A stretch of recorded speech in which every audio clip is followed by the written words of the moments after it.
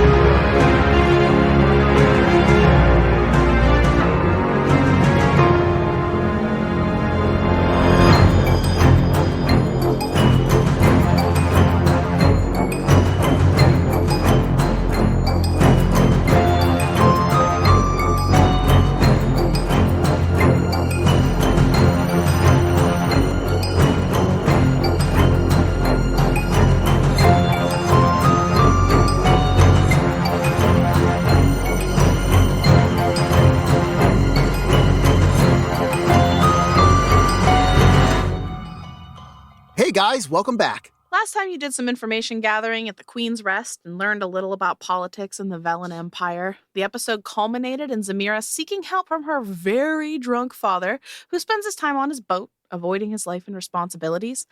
Zemira begged him to sober up and be ready to leave in the morning. He promised that he would show up for her.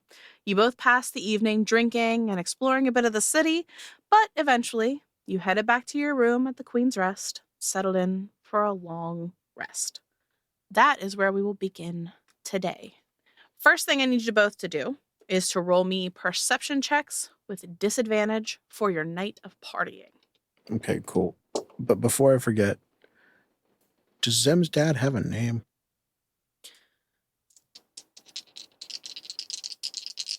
Christoph.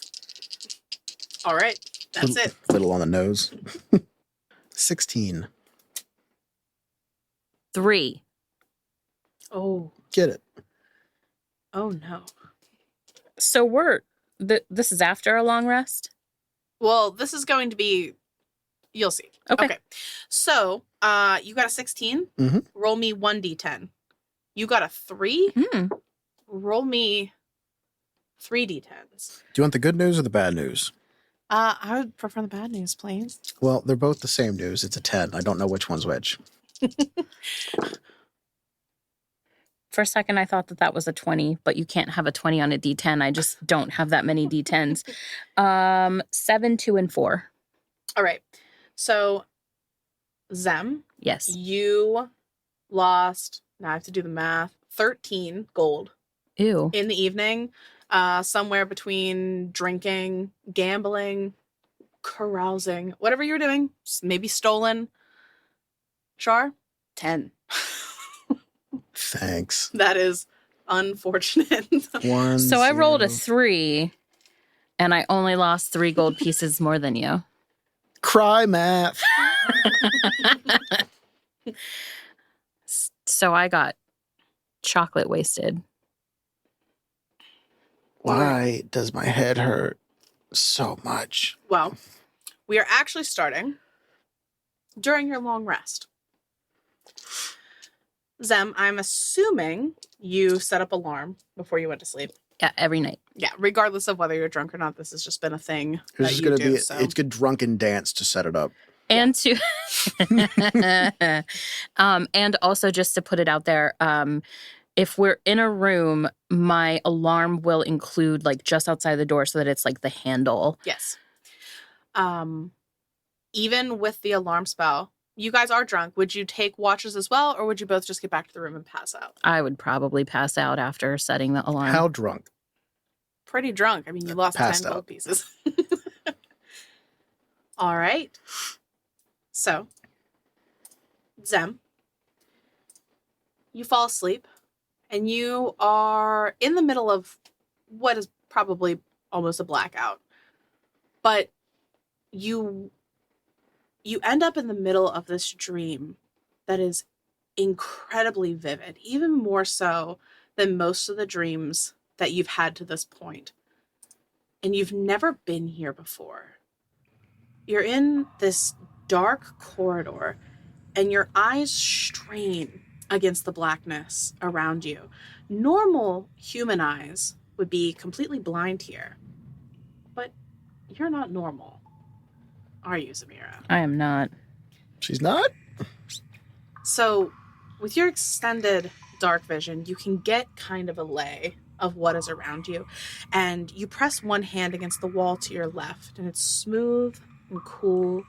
Somewhere in the distance, you can hear faintly water dripping. The chill air and the absolute darkness around you leads you to believe that you're probably underground. What are you going to do? So my left hand can touch wall. Mhm.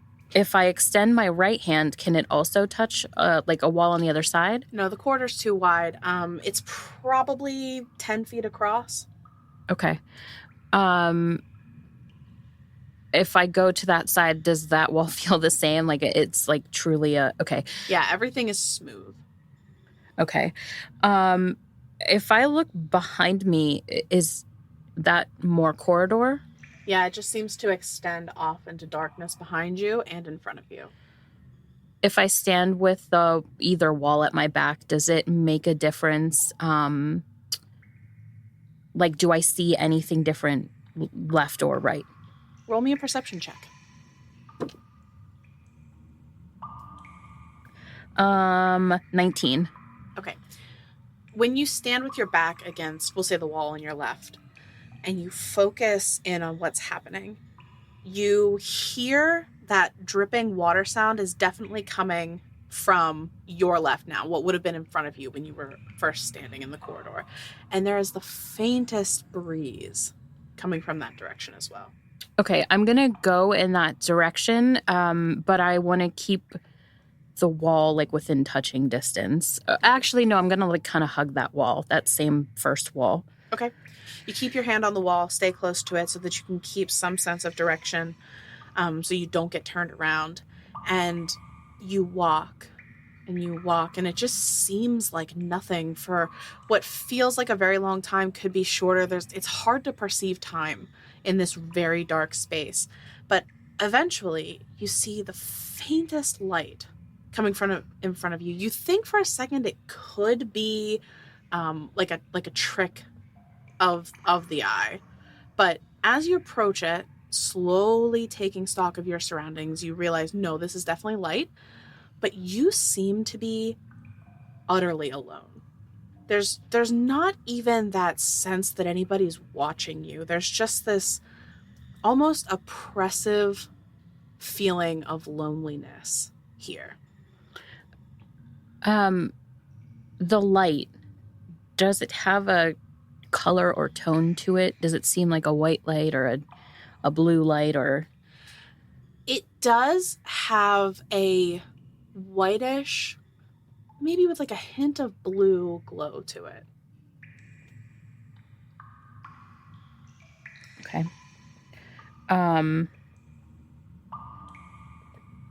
I'm just gonna keep heading that way until I see any changes. Any like, does the ground tip down, tip up? Does the corridor seem to extend or become more narrow? So as you're walking, everything feels very flat here. But as you approach that light and you start to see that this corridor suddenly opens onto this huge cavernous room, even with your extended dark vision, you can't see the corners. And as you get to that opening to this room, you can see that this glow, this light that's been reflecting off these smooth walls, is coming in from the smallest hole in the ceiling. And there's just one beam of light that flows down and sort of like spreads out. And the light itself is very cool, not so bright. You're thinking maybe moonlight. And the beam shines down directly on what looks to be like a stone altar. It's plain, unadorned, and atop the altar is the body of a woman. She's lying there. You're not sure if she's alive. She's completely still. She looks tall and slender with long, wavy, dark hair that spills over the stone down over the side, and she's wearing a long white dress with these bell sleeves that hang down over the side as well, but her hands are crossed on her chest, and everything about her is completely unblemished. Perfect. And that same stillness that you see in her is just permeating the room. I'm gonna walk up to the altar. First I want to kind of like move my hand through the light, like play in the light and see if it does anything or... So as you start to walk towards this woman and approach her, you get about midway between the door and the altar, so maybe like 75 feet or so into the room. And that feeling of being completely alone is gone. And you're sure that you're no longer alone. And the hair stands up on the back of your neck. And you know if you turn around, there's going to be someone standing behind you. I keep moving forward. I'm not turning around. Okay. Wait, do I feel scared with that? Or unnerved is one thing, but do I feel scared? Okay, so my understanding of Zemira as a character is that she is very confident and probably doesn't scare easy. Correct. And so in this moment, nothing has happened yet that would necessarily scare you, but this would be very unnerving because you didn't feel anybody behind you the entire time you were in that corridor, and now there's definitely somebody there. So I would say more unnerved, okay, less scared. At this and point. there was no noise to accompany it. Like I just absolutely feel... no noise. Okay, yeah, no, I'm not going to turn around. I'm going to move further in. I still want to approach that altar. I want to get a better look at whoever is laying here, but I also want to like check the light and... Okay. You run your hand through the light and seems just like normal light. Nothing happens. It deflects like normal. The shadow cast by your hand is normal. Roll me a perception check as you get closer to this woman. That's an 11. Okay. She is what we would consider like conventionally very beautiful. Her skin is smooth.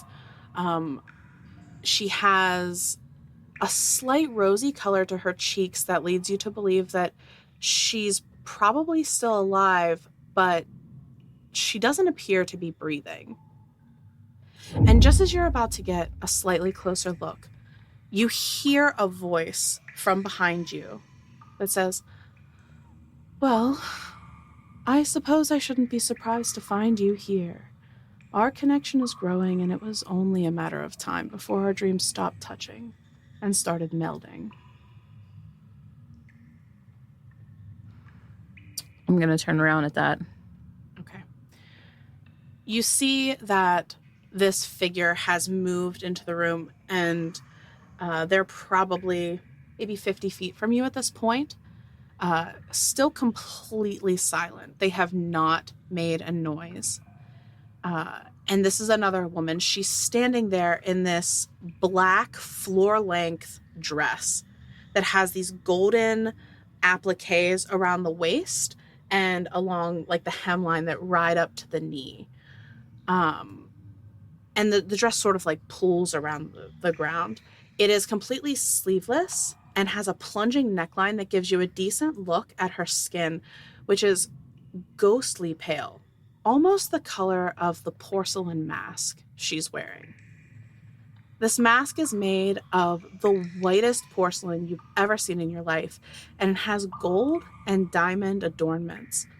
The lips and the swirling decorations on the mask itself shimmer with this golden glitter, and there are 2 gold chains that hang down from the ears, almost touching the chest, and they swoop up in the middle and meet at the chin, and suspended there is a large blue teardrop-shaped sapphire. On the forehead of the mask, there's a cylindrical, heavily adorned golden metallic inlay with 5 large diamonds surrounding it. Roll me a perception check. 10. Okay. And what are you doing when you see her there?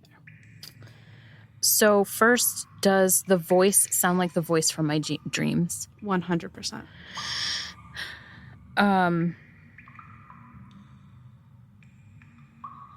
I was wondering when I would see your face. I guess I'm still sort of wondering. You'll have to wait a bit longer for that, dear. And she sort of glides towards you more. And as she gets closer to you, you don't catch any feeling like she's coming to attack you or anything, just that she's coming to get a closer look. And the glint from the light kind of reflects off of her mask, and you finally get a look at her eyes. And they are like a deep purple color. And it's a striking foil for her like very alabaster skin. And when she gets up close to you, she sort of tilts her head. And she just reaches out to touch your cheek. I'm going to reach out to touch hers. She doesn't do anything. She'll let you. And when you touch it, it's very cold. I mean, you're touching the porcelain mask itself. This room is fairly cold, probably around 60 degrees. And so you're really touching the mask, and she runs her hand. She has long kind of pointed fingernails, and she kind of runs it down your cheek. And as she does that, you feel this dull tingling sensation on your skin where her hand touches yours. It's not painful, but in contrast to her mask, which is very cold, her touch is incredibly hot, unnaturally so. And she says, "You are a pretty one, but no matter. It's nice to finally meet you, Zemira." Thank you. What do I call you? Hold there for 1 second. Char, you wake up, not on high alert or anything like that, just sort of in a half hungover daze, because you hear Zem mumbling in her sleep. Okay, I'm gonna lean up, look over. You good? What's she mumbling? You're hearing everything she's saying on her side of the conversation. Zem. No response. I'm gonna go over and just double check, make sure it doesn't look like there was any magic or drugs involved, just Okay. because it's been a night. Roll me a medicine check. Sure. Do I still have disadvantage? No, we'll say Okay. that it's been long enough that you're just hungover a little now. 24? Okay. You can tell that there is nothing naturally wrong with her. But as you're watching, on her cheek, a red line forms. And a small trickle of blood runs down her cheek and lands on the pillow next to her. Yeah, I'm popping Detect Magic. I'm sorry. All right. You cast Detect Magic, and there is this shimmering aura of magic around Zem, but there's no necessarily like school of magic. This isn't a spell. There's some weird magical connection happening here in this moment. And back to you, Zem. I'm gonna run away from the body and start ruffling through my bag. Okay, you do that. Zem, she says, you can call me Adria. Adria. At least that's what I prefer people call me. And we don't have much time. These connections are unstable. Even now, that meddlesome boy is probably trying to call you back. And she reaches out and she puts both of her hands on your face now. And she says, I thought to destroy you, Zemira, and I could do it. Oh, it would be so easy. And Zem, you feel this tightness in your chest. It's not necessarily painful yet, but it's very uncomfortable. Easy isn't fun, though. You're right. It isn't. Char, at this point, the mumbling stops. What are you doing? All right, so I have gone through my my bags, and I still have a gift that was given to me by Father Altair, which is basically a priest's pack. Okay. And I have 5 candles that I've set up at equal distance apart around her body. Okay. And lit them all.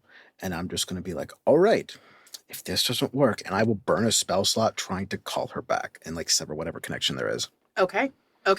So, Char, the mumbling stops. You're setting these candles around, you're lighting them. You watch the muscles in Zem's body tighten, and her mouth opens as wide as possible, and you start hearing this gurgling sound coming from her throat, very much like an ah. And it goes on for a few seconds, 10, 20. She isn't stopping to breathe. And just as you get them all lit and you go to try to call her back, I need you to roll me a wisdom check. Okay.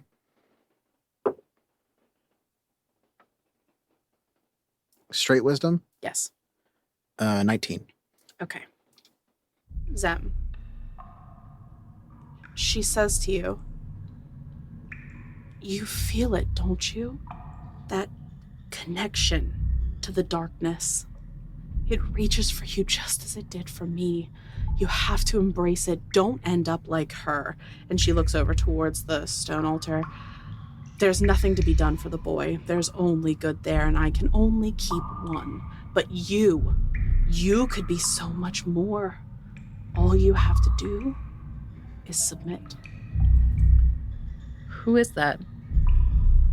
And just as you say that, Char, you release this energy that you have within yourself, and you see a shadow move in Zem's throat, and it starts to spill out of her mouth, filling the room with this like black inky darkness. And Zem's eyes fly open. Zem, the last thing you hear is her screaming, "No, not yet!"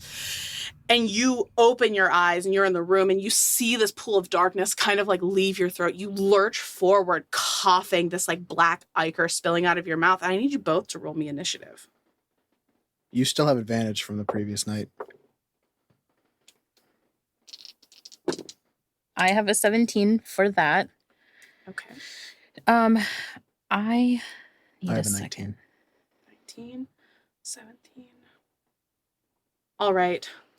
Char, you are up first. This dark, misty energy starts to form into no longer a mist, but there's something very corporeal there. And it swarms around and splits into these 5 long, almost snake-like creatures, but they're deformed. Some have 2 heads and some have no eyes and some have giant hunks missing out of their bodies. And they look at the 2 of you and all start to swarm towards you. Jesus Christ. Okay, so I'm going first, though. Yes, you are first. I'm going to cast... No, I'm not. I'm going to try to punch one and see if something works. Okay. 17 plus my attack bonus. So That is going to hit. what is it? So unarmed strike, because I don't have my weapon on me. Okay. 5. 5 damage. Yeah. Okay. And I am still reeling, so this is where I want to implement it. But there's like this very vicar-like energy that comes off of my fist and just cracks. I'm going to use Hand of Harm. So that's an extra 1d4 plus 3. So that's another 5 necrotic damage. Okay. Like, he didn't even know that he used it. Okay. Zem, you probably didn't notice because you are still coughing and hacking. Char, anything else? Second strike. Second strike. That's 1 less. I'm assuming that still hits. So Yes. It's still in the 20s. 3. Bludgeoning. All right. Char, you're swinging out, and the strikes that you're landing, the actual like punch, there's so many of them, and you're only hitting one at a time. But that necrotic burst seemed to do more damage than the actual strike itself. Zem, you finally gasp and kind of wipe your mouth and look up, and you see these things swarming around Char. I'm going to cast Witch Bolt. All right. I guess just the closest one of them to me. They're kind of acting as a swarm, so targeting one Okay, kind of targets cool. all of it. That's a 19 to hit That is definitely going to hit. and 5 for damage. All right. Your witch bolt cracks into these, kind of blowing a couple pieces of this dark matter that they're made of off to the side, and you see it sort of like disperse and settle, almost like a thin layer of dust. Anything else? Bonus action? No. All right. After the witch bolt connects, they just seem to go into a fury, and they all start lashing out towards you, Char. That's a 1. They, but you are deftly dodging out of the way of all of these snake-like creatures that are biting towards you. And it's back to the top of the round. It's your turn. I'm probably going to leave their area. I'm going to jump roll towards my katana on my bag. Okay, they will take an attack of Mhm. opportunity on you. That is 12 15 to hit. All right, they miss. Jump roll, grab the katana, rush right back, and just smack. Okay. Natural 20. All right. Cthulhu dice. This is what I'm talking about, viewers. I stick with 1 dice, and sometimes His dice tray is completely full, and yet I'm using the lid. 1. So 3, 4, 5, 6. No, 7. 7. And that's on the crit. And then the second strike is going to be 5 plus 4. So 9. 9 to hit. Oh, 9 to hit does not hit. Okay. That's it. So I got. All right. Zemira, you're up. Witch Bolt. I'm gonna scramble backwards though. Like, I don't know where I was in this room, but like, So they are sort of between you. If you scramble backwards, they Wait, might attack you. no, They already used the reaction to attack you. No, They can't Witch attack you. Bolt, though. Don't you just automatically hit? Yes. Yeah. But Okay. she's just saying she's going to move, potentially. Yeah, I guess I should have asked. We are in a small, cramped room. Like, if it's going to provoke an opportunity attack, I'm not going to move. It usually, it potentially would. You don't know if they would attack you, but they already used their reaction to attack Char. But I mean, okay, but like distance-wise, it would have. It would have, yes. Okay. This thing was like between the two of you. All right, I'm just no. You know what? I'm still going to back up because like I'm delicate. Zem, you do notice that when Char moved out of the way, they immediately lashed out towards him to try to bite at him. But when you back up, they seem totally uninterested in you. Weird. Witch Bolt. It was a 1, just 1 for damage. All right, so you reconnect with this witch bolt, and these things are so focused on Char and lunging towards him that it just barely skims off the outside of this cloud of snakes, and they are going to just rush towards you, Char, and try to swarm you again. Lovely. That's 15 armor. Is that another? no, it's a 7, but it still doesn't hit. So they are still struggling to make any sort of connection with you. Adrenaline's Char. a bitch, man. It is your turn. Okay. Katana again. 14 plus something, so 19. That hits. Wait, 18. And 9 damage All right. with a katana, and then offhand strike. Why did it say 11? 2 something. I don't think that's going to work. Nope. Natural 2. So you swing out with your katana and slam into the heads of one of these snakes, and it just sort of... And at this point, you've destroyed about half of them, so there's 2 or 3 left. But even they're looking a little rough. Zem. 10. All right. At the same time, Zem, another blast of witch bolt comes down and takes out 2 of them. There's only 1 left, but it seems wholly focused on Char and is going to go for the jugular. That one's gonna hit. That's a 17 to hit. Me, her. You. Me? Cool. Char. So it flies towards you, Char, and tries to bite at your neck and actually gets a little bit of purchase. You take 6 piercing damage, and I need you to make a DC 10 Constitution saving throw. Okay, well, there's 10 on the dice plus 1. Okay. So you will take... Okay, so 11, so halved 5 points of poison damage. As this thing bites, you feel these 2 sharp fangs pierce into your neck, and you feel this hot, burning sensation spread along your neck. And Zem, you can see these black tendrils kind of like spidering out from where this thing has latched on. Char, it's your turn. Get the fuck off! 18 plus something. That hits. 9 damage on the katana and offhand strike. A 9 or a 6? 9. And so that is a 13 to hit. 13 to hit doesn't hit, but it doesn't matter. The first strike killed it anyway. So describe what you do. How do you end this?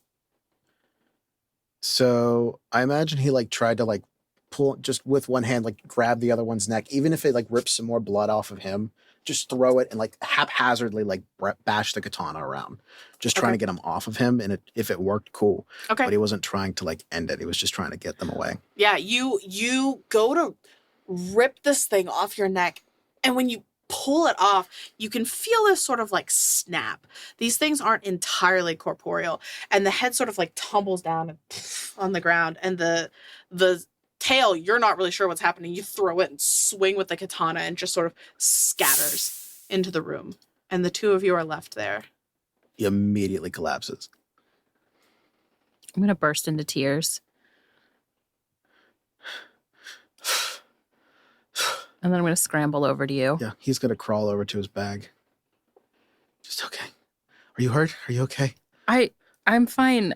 What happened? Where did they come from?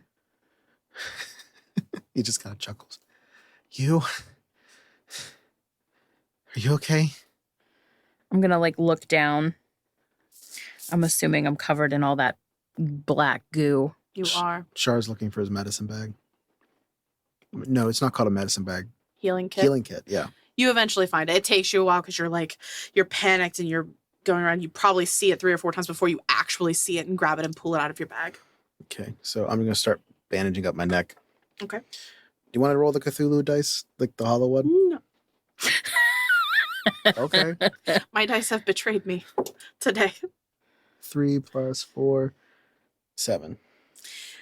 So I get 7 points back. So just as you're doing that and you're finally getting it patched up, you hear a pounding on the door to your room. And you hear Jeff out there. What the hell is going on in there? What are you doing? I can hear her crying.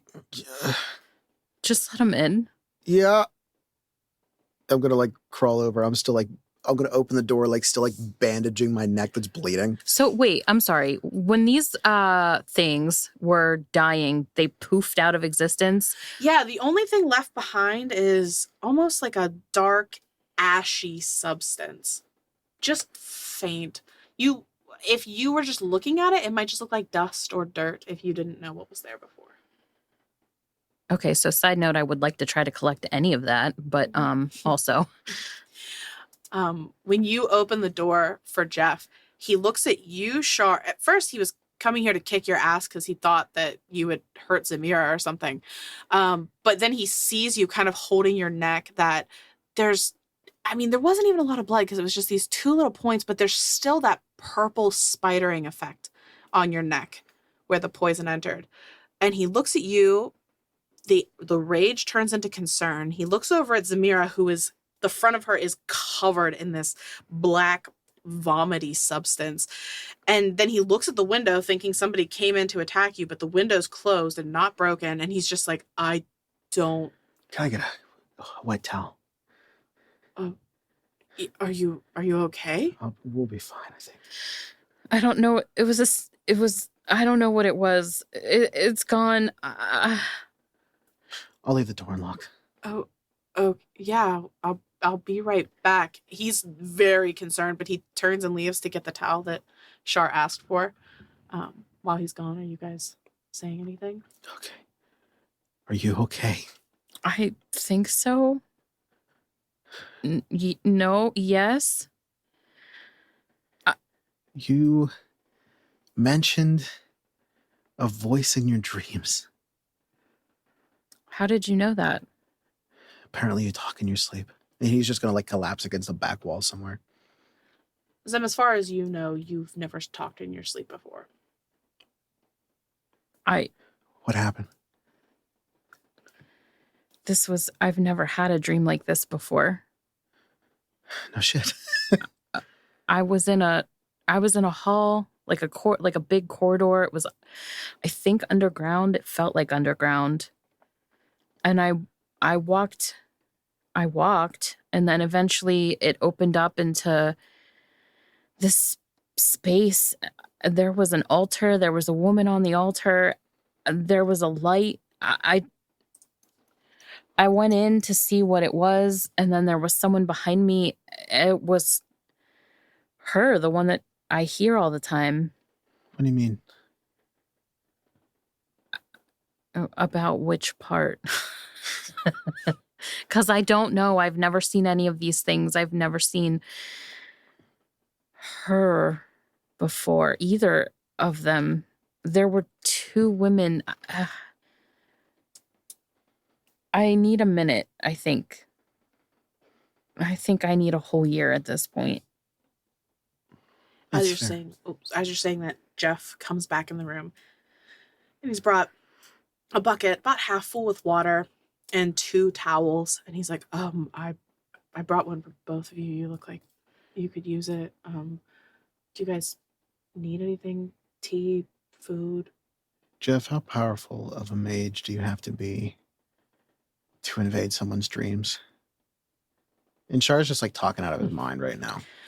And Jeff's like, My eyes are huge right now. Like, Jeff's like, and he closes the door behind him. I don't know what substances the 2 of you got into tonight, but maybe not again. I think it was probably too much. And I'm not saying that to judge. We've all been there. It seems like your first time here in this city, but you seem like nice kids. Jeff, you've been amazing. I thank you. And he's going to point to the dust pile of like wherever the creatures were. That was something. He like looks. He's like, I swear I just cleaned this room. You did. I think he's still suffering some of the effects. I don't know what we got into either. I honestly don't even remember where we ended up. But you're right. I think it was too much, and I think we just need to sleep it off. Hey, when we came back, Was anybody following us? Did anybody else come into the bar?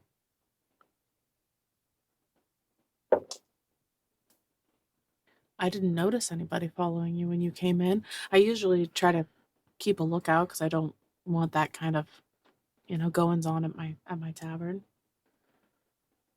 Okay. Yeah, you're right. We'll purge this from our system and we'll get out. And Char's a bad liar. Okay. Listen, you guys have been good to me. You pay your tab, stay as long as you like. The room's yours. But yeah, I think just maybe, get some extra sleep tonight. That's a good idea. Thank you for... Thank you. Of course, if you need me, I'm across the hall. It's the only other room on the second floor, so. Where do you go to get things laundered?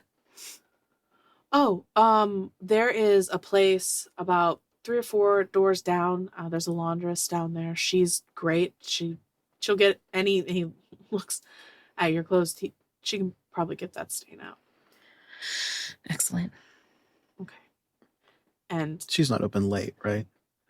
not, and he's kind of thinking, he's like, no, we're almost morning. She'll probably be open in a couple hours though. Okay. Thank you.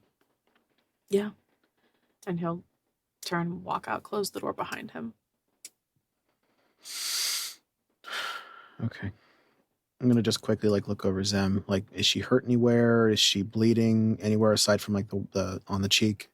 So, Char, you take the towel, you dip it in the water, and you watched the scratch form on her cheek. You watched the blood trickle out, and the blood is still there, but when you wipe the blood away, there's no mark on her cheek.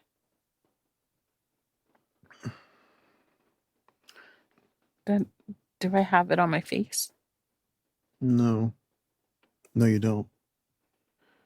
Well, why are you wiping my face? Probably the drugs.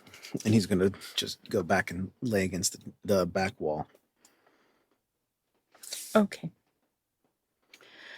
This dream, I think that the woman, she's the one that's been talking to me when I have these dreams. I don't know if she's giving me these dreams or if I just hear her in these dreams, but I've never seen her until tonight. What'd she look like?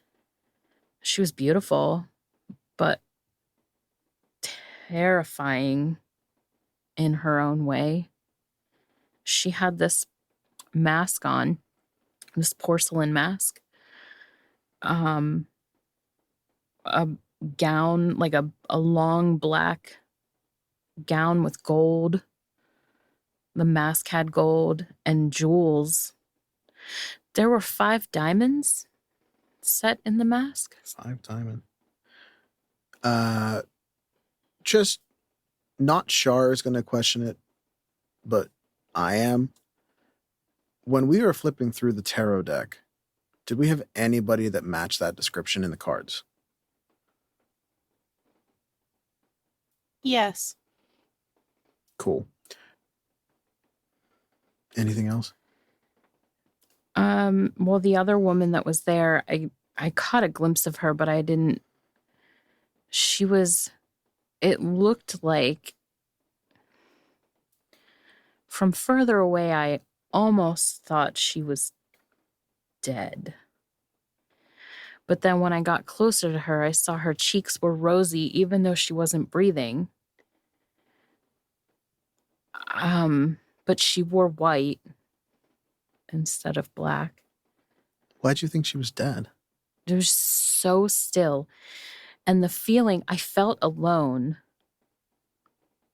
all the way up until I was, I don't know, a quarter of the way, halfway to the altar. Altar? Yeah. What kind of altar? It was almost completely unadorned. It just looked like a giant, gray stone slab that she was laid out on. But the more you're thinking about the woman on the altar, there was just something about her. Her face is burned into your mind. Like you can't stop thinking about it. It's different than how you feel about Adria. Um, that woman on the altar is important somehow. I don't know. I don't know anything about her. I don't know where they are. I don't know where we were. Did she also have a mask? Have a what? A mask. No. But she seemed, it felt big. It felt important. She seemed like somebody and not, I don't know. I did get the name, though, of the one that was talking to me. She told me, well, thinking about it, it seems like maybe she has more than one name, but she said what she prefers to be called is Adria. Does that ring any bells with me? No, Nothing. neither of you have heard that name before.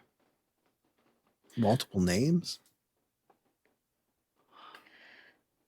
Well, I mean, the way that she said what she prefers to be called makes me think that there are other things that she's called.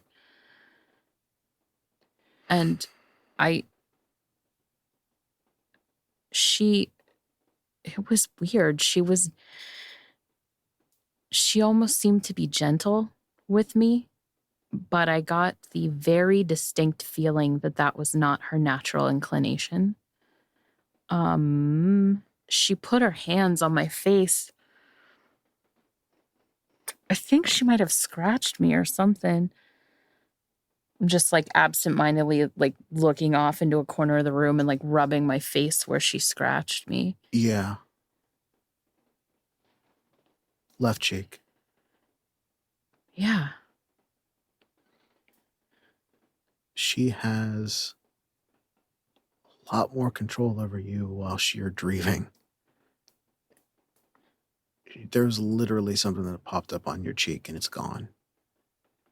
Zem, this is the first time you've had one of these dreams since you were so as this divining power of yours has started. When you were small, you didn't have a lot of control over your dreams, but as you've gotten more powerful, you've gained more control over these things. Usually you are able to sort of manipulate the surroundings a little bit. You always feel generally in control, but this dream and the last dream where you were pulled under the water are the first times where you have felt completely unsafe. Like you were not the one in control of your own dreams.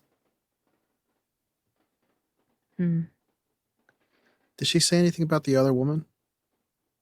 I asked her who she was, but I think I got ripped away at that point. I don't know. She started screaming, and then I woke up to this, to whatever this was.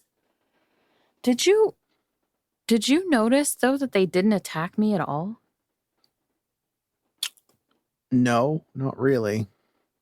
I was trying to draw their attention, so maybe it worked. Maybe. You know, I'm scared a little. Dreams don't normally bother me.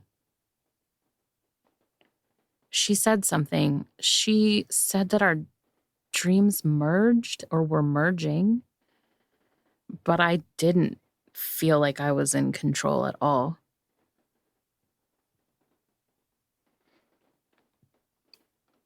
Have you ever felt that way? In control? No, the opposite. No.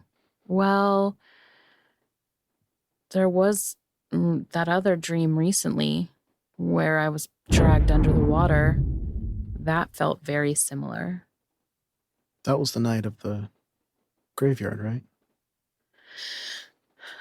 No, it was after. I think we were out in I think it was Bear Night. I think it was Bear Night. Yeah. Okay. Because Arthur brought it up, and I don't want to not touch on this, we'll say at this moment, Zem, you do think about the tarot deck. So Char is going to go over, use thaumaturgy to snuff out all the candles and start picking them back up. Okay. You start flipping through the tarot deck quickly, Zem, because there's something that is bothering you. And the first thing you come upon is the Devil card. And it's her. It's Adria.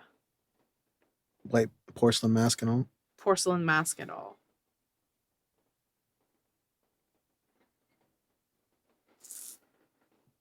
I'm going to keep flipping through. Do I see the woman from the altar in here as well? You do. She is on the Empress card. Although, Zem, you would know. Actually, you know what? Let's see what you know. Roll me a history or arcana, whichever one you would like. I'm going to go with arcana. Yes. I rolled a 19 plus 5, 24. Okay. It looks exactly like her. She is seated upon a throne. She is... I'm sorry, which one? This is the woman on the altar, the Empress card. It looks just like her. She is awake, alive in this card. But you know that the typical Empress card has what I believe is like 12 stars in the crown upon their heads. In this card, there's 5. Is the crown the same as the one that the other was wearing? So she wasn't wearing a crown. Hers was depicted directly on her mask. Oh, on the mask. Yeah, it was depicted directly on her mask.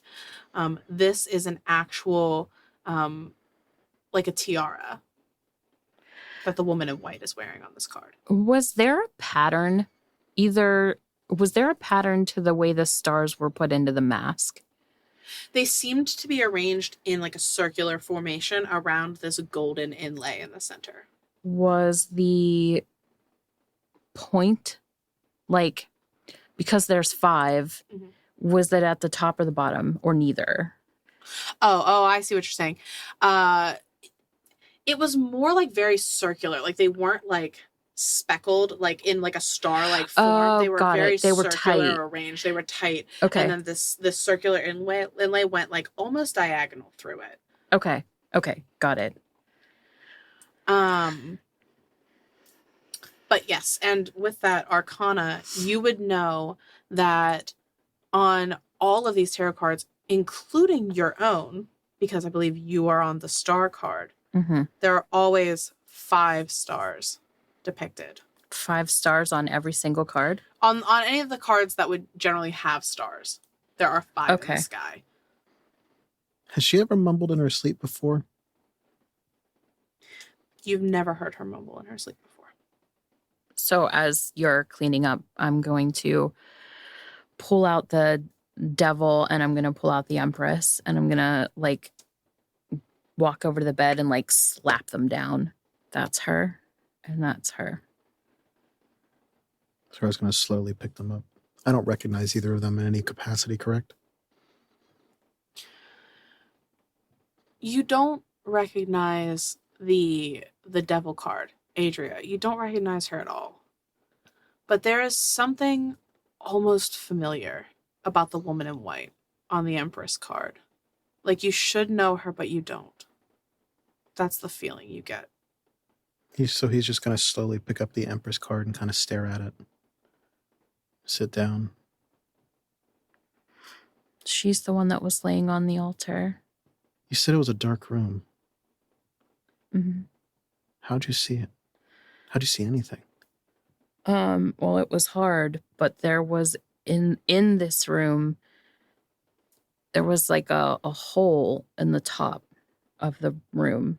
I'm not going to call it a ceiling. It was weird, but light shone down through it, which conveniently hit the altar, but it hit her too. And like I touched the light and there was nothing strange to me about it.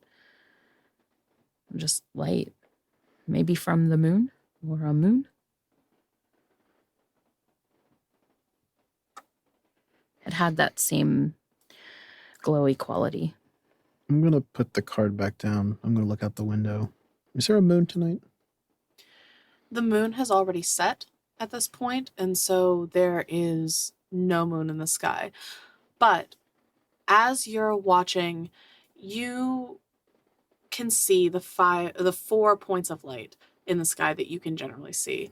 And the one that Zem has been focused on in her dreams so frequently, the world that used to give off this like bluish glow almost, you watch Char and it starts to purple. Has it ever done that before? No.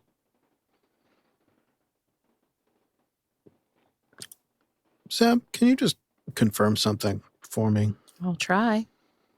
He's going to point up. Is that purple now? Is it like the same shade as her eyes? It starts to look that way, but it starts to get darker and darker and more necrotic. And it gives off, like, have you ever seen like a black neon light? Is what it starts to look like. And Zem, you're immediately pulled back into your dreams, your last dream, the one where you got pulled underwater. That's what you saw happening in the sky when you were ripped under the water. Oh God, I've never seen this in life, but in my dreams, this is exactly what the sky looked like before I was pulled underneath. What are you talking about? Water. Like in the other dream? In the other dream. What did she say in that dream? She wanted me to submit, and then she said she didn't have enough time for me to wait. She didn't have enough time to wait for me. Okay. Oh, she said that she could destroy me and that would be really easy, and I don't doubt that at all.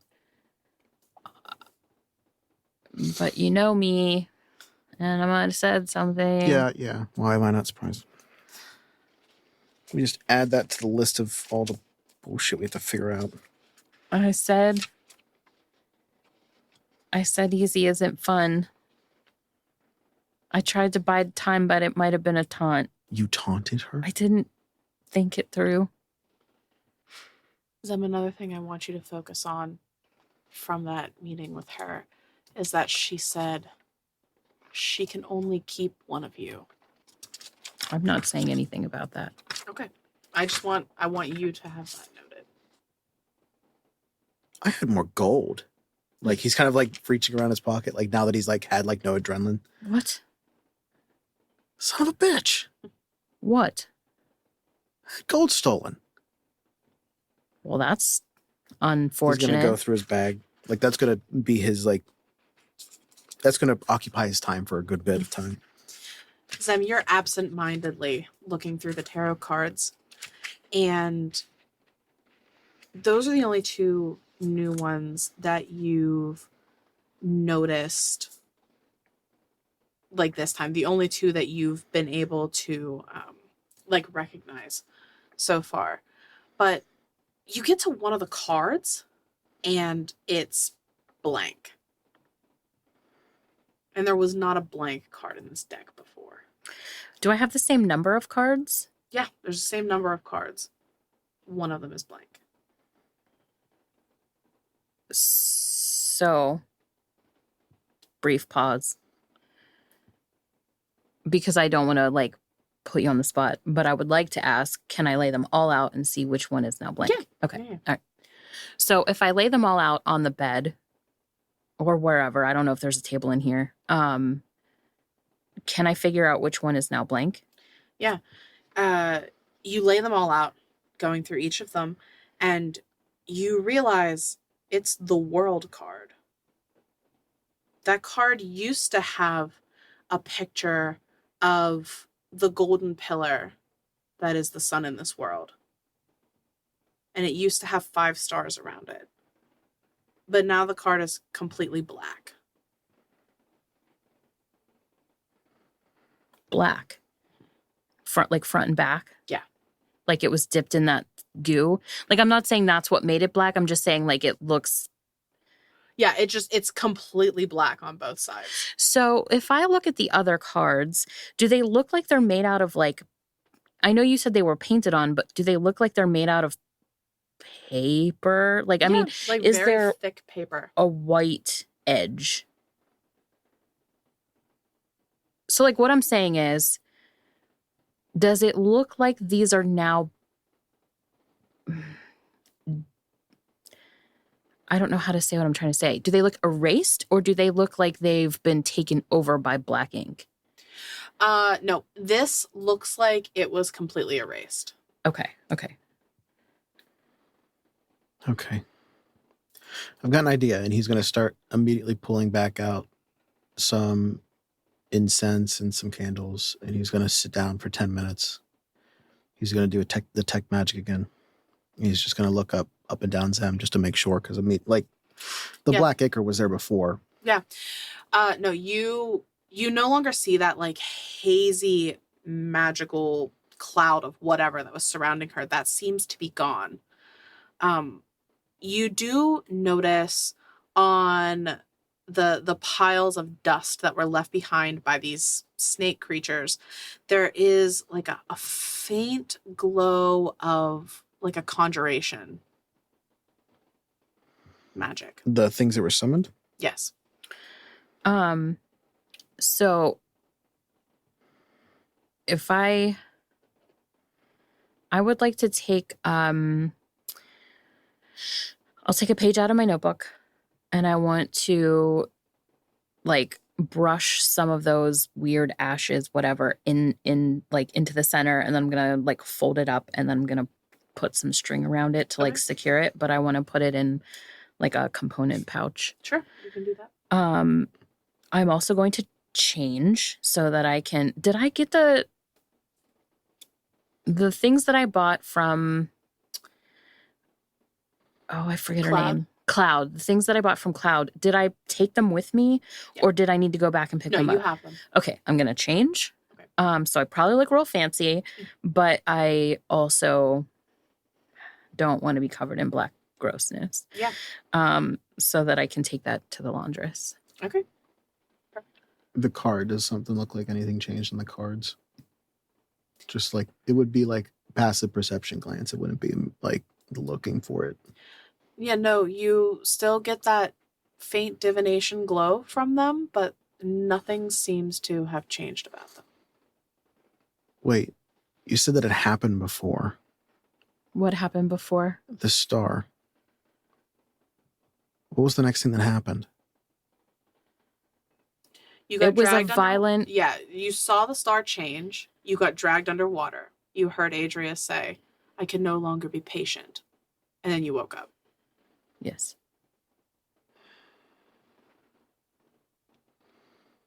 I'm sure I was just going to start pacing. I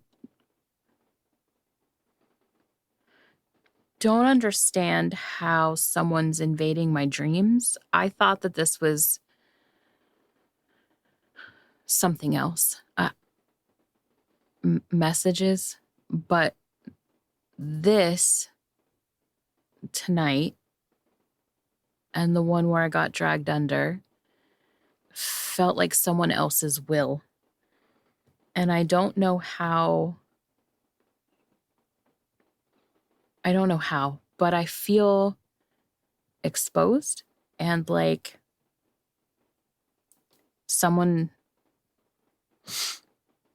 or something is coming for us.